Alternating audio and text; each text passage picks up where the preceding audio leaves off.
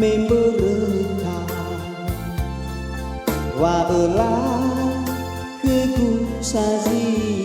mana le ufomaha wa omasi le ufomaha wa edena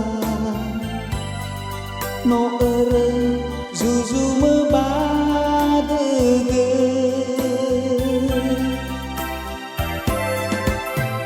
hana watulu badege me ara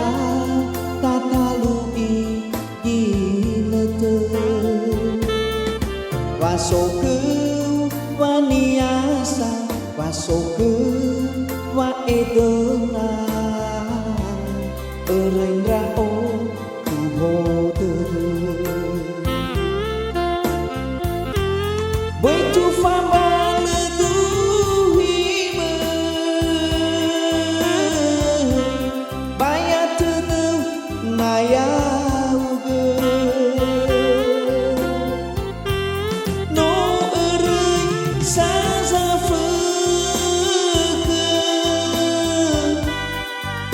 no ere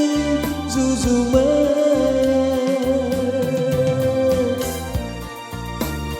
heza ulaudo heza usawa enal tola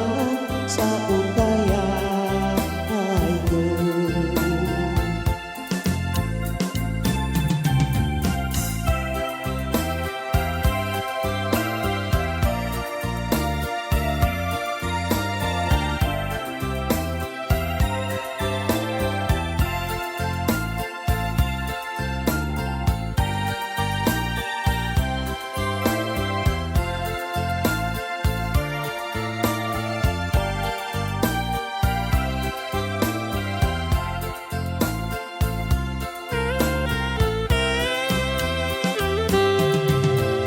hana watumbu badedeme me ara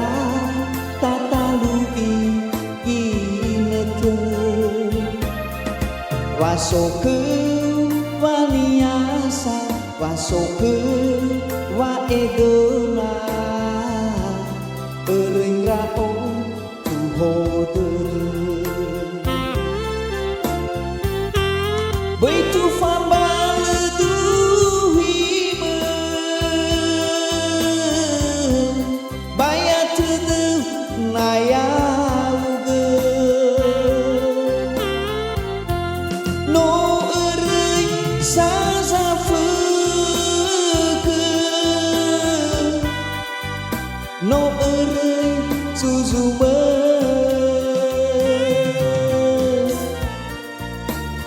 heza ulaudo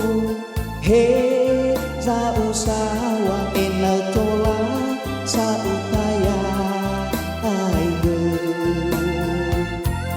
betu fabale tuhime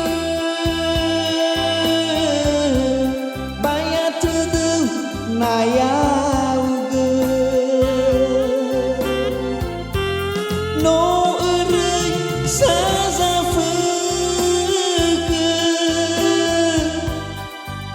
no erei zuzume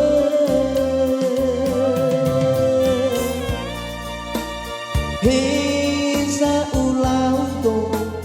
heza usawa enal tola sa utaya aige